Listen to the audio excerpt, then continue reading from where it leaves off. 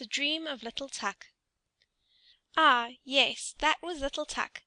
In reality his name was not Tuk, but that was what he called himself before he could speak plain. He meant it for Charles, and it is all well enough if one does but know it. He had now to take care of his little sister Augusta, who was much younger than himself, and he was, besides, to learn his lesson at the same time.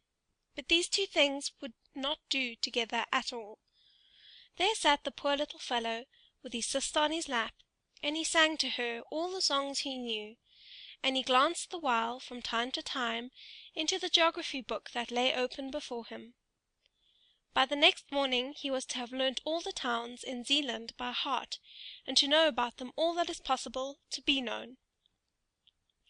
His mother now came home, for she had been out, and took little Augusta on her arm.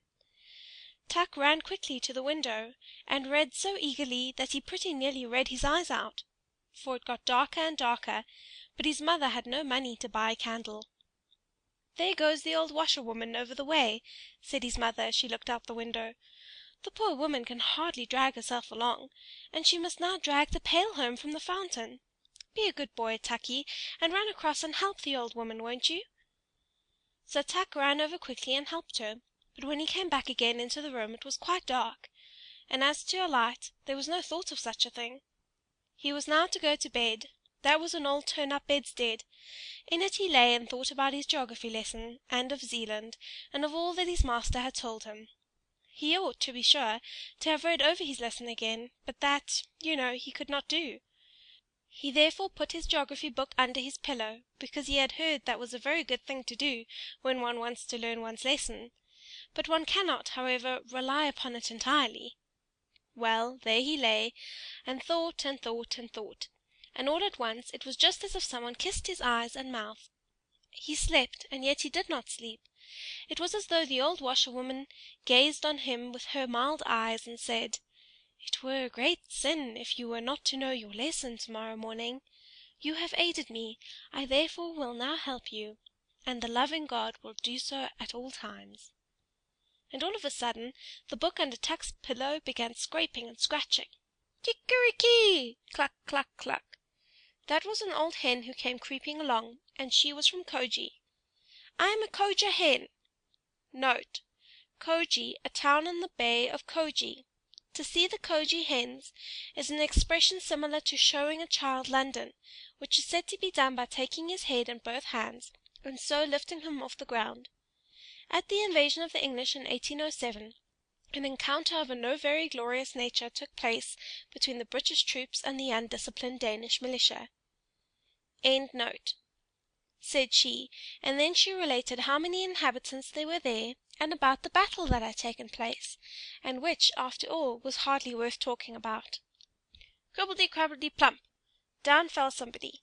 It was a wooden bird, the popinjay used at the shooting matches at Prasto. Now he said that there were just as many inhabitants as he had nails in his body, and he was very proud. "The Weltzen lived almost next door to me." Note: Prasto, a still smaller town than Koji. Some 100 paces from it lies the manor house Niso, where Thorwaldsen, the famed sculptor, generally sojourned during his stay in Denmark, and where he called many of his immortal works into existence. End note. Plump! Here I lie capitally. But little Tuk was no longer lying down. All at once he was on horseback. On he went at full gallop, still galloping on and on. A knight with a gleaming plume, and most magnificently dressed, held him before him on the horse, and thus they rode through the wood to the old town of Bordenborg, and that was a large and very lively town. High towers rose from the castle of the king, and the brightness of many candles streamed from all the windows. Within was dance and song, and King Waldemar and the young, richly attired maids of honor danced together. The morn now came, and as soon as the sun appeared, the whole town and the king's palace crumbled together, and one tower after the other, and at last only a single one remained standing, where the castle had been before. Note: Bordingborg, in the reign of King Waldemar, a considerable place, now an unimportant little town. One solitary tower only, and some remains of a wall, show where the castle once stood. End note. and the town was so small and poor, and the schoolboys came along with their books under their arms, and said, 2,000 inhabitants. But that was not true, for there were not so many. And little Tukey lay in his bed. It seemed to him as if he dreamed, and yet as if he were not dreaming. However, somebody was close beside him. "Little Tukey! Little Tukey!" cried someone near. It was a seaman, quite a little personage, so little as if he were a midshipman, but a midshipman he was not. "Many remembrances from Corso." Note: Corso, on the Great Belt, called, formerly, before the introduction of steam vessels, when travellers were often obliged to wait a long time for a favourable wind, the most tiresome of towns. The poet Andersen was born here. End note. That is a town that is just rising into importance, a lively town that has steamboats and stagecoaches. Formerly people called it ugly, but that is no longer true. I lie on the sea, said Corso. I have high roads and gardens, and I have given birth to a poet who was witty and amusing, which all poets are not. I once intended to equip a ship that was to sail all around the earth, but I did not do it, although I could have done so, and then, too, I smell so deliciously, for close before the gate bloom the most beautiful roses. Little Tuk looked, and all was red and green before his eyes. But as soon as the confusion of colours was somewhat over, all of a sudden there appeared a wooded slope close to the bay, and high above stood a magnificent old church, with 2 high-pointed towers. From out the hillside spouted fountains and thick streams of water, so that there was a continual splashing, and close beside them sat an old king with a golden crown upon his white head, for that was King Hroar, near the fountains, close to the town of Roeskilde, as it is now called. And up the slope into the old church went all the kings and queens of Denmark, hand in hand, all with their golden crowns, and the organ played and the fountains rustled. Little Tuk saw all, heard all. "Do not forget the diet," said King Hroar. Note: Roeskilde, once the capital of Denmark. The town takes its name from King Hroar, and the many fountains in the neighbourhood. In the beautiful cathedral the greater number of the kings and queens of Denmark are interred. In Roeskilde, too, the members of the Danish Diet assemble. End note. Again all disappeared. Yes, and whither? It seemed to him just as if one turned over a leaf in a book. And now stood there an old peasant woman, who came from Sorb. Note: Sorb, a very quiet little town, beautifully situated, surrounded by woods and lakes. Holberg, Denmark's Molière, founded here an academy for the sons of the nobles. The poets Hoach and Ingemann were appointed professors here. The latter lives there still. End note. Where grass grows in the marketplace. She had an old grey linen hanging over her head and back. It was so wet, it certainly must have been raining. Yes, that it has, said she, and she now related many pretty things out of Holberg's comedies, and about Waldemar and Absalon, but all at once she cowered together, and her head began shaking backwards and forwards, and she looked as if she were going to make a spring. Croak, croak, said she. It is wet, it is wet. There is such a pleasant, death-like stillness in Sorb. She was now suddenly a frog. Croak, and now she was an old woman.